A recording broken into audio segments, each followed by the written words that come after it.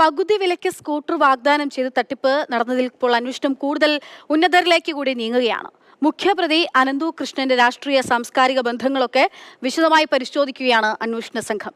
തട്ടിപ്പിന്റെ സൂത്രധാരൻ അനന്തു മാത്രമാണോ അതോ കൂടുതൽ പേരുണ്ടോ എന്നുള്ള സംശയത്തിലാണ് പോലീസ്.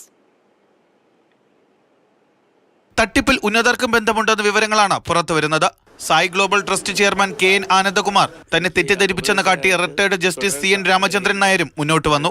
NGO കോൺഫെഡറേഷന്റെ ഉപദേശകനായാണ് തന്നെ നിയമിച്ചതെന്നും സംഘടന പിരിവ് നടത്തുന്നതായി അറിഞ്ഞതോടെ തന്നെ സ്ഥാനത്തു നിന്ന് ഒഴിവാക്കണമെന്ന് ആവശ്യപ്പെട്ടതായും അദ്ദേഹം പറഞ്ഞു. എനിക്ക് ഉപദേശകനായിട്ട് തുടരാൻ ആഗ്രഹമില്ല, ഇത് തെറ്റായ നടപടിയാണെന്ന് പറഞ്ഞ് ഞാൻ മെസ്സേജ് അയച്ചു.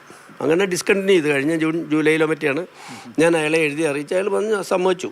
പബ്ലിക് മീറ്റിങ്ങുകൾക്ക് എന്നെ പ്രസംഗിക്കാൻ വിളിച്ചിട്ടുണ്ട്, അതല്ലാതെ എനിക്കറിയില്ല സംഘടനയെക്കുറിച്ച് വേറൊന്നും.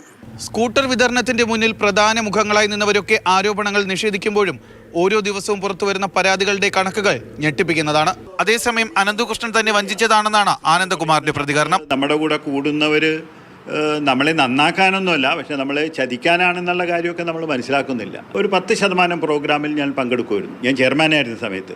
അതിനുശേഷം അതായിട്ട് ഈ 7-8 മാസമായിട്ട് യാതൊരു ബന്ധവുമില്ല, ഞാനൊരു പരിപാടിയിലും പങ്കെടുത്തിട്ടില്ല. ഇത്തരത്തിലുള്ള ബന്ധങ്ങളാണ് അനന്തുവിനെ തട്ടിപ്പ് നടത്താൻ സഹായിച്ചത്.